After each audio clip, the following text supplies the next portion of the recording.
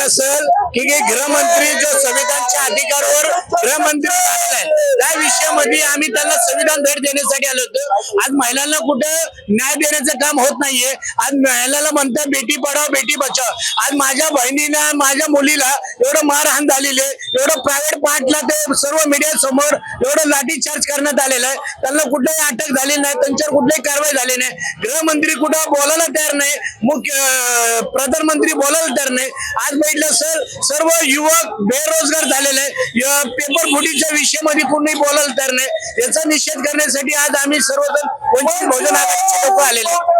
भारतीय संविधानाचं पुस्तक हातात घेतलंय, हे काय आम्ही संविधान भेट देण्यासाठी आलेले।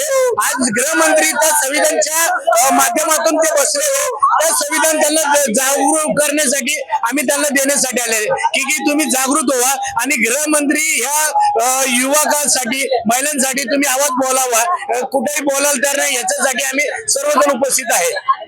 गृहमंत्री आता येणार आहे, थोड्याच वेळाने गृहमंत्री येथून येणार आहे। तुम्ही आंदोलन करताय, तुम्हाला वाटतं दखल घेतील ते?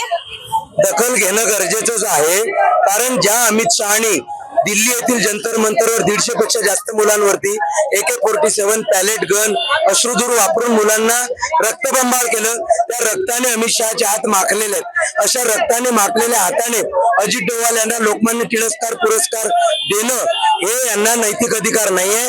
त्यामुळे अमित शहानी राजीनामा दिला पाहिजे आणि त्यांनी गोबॅक पुण्यातून झालं पाहिजे अशी आमची मागणी आहे, आणि त्यांना कुठलाही नैतिक अधिकार हा नाहीये। एकंदरीतच आपण पाहिलं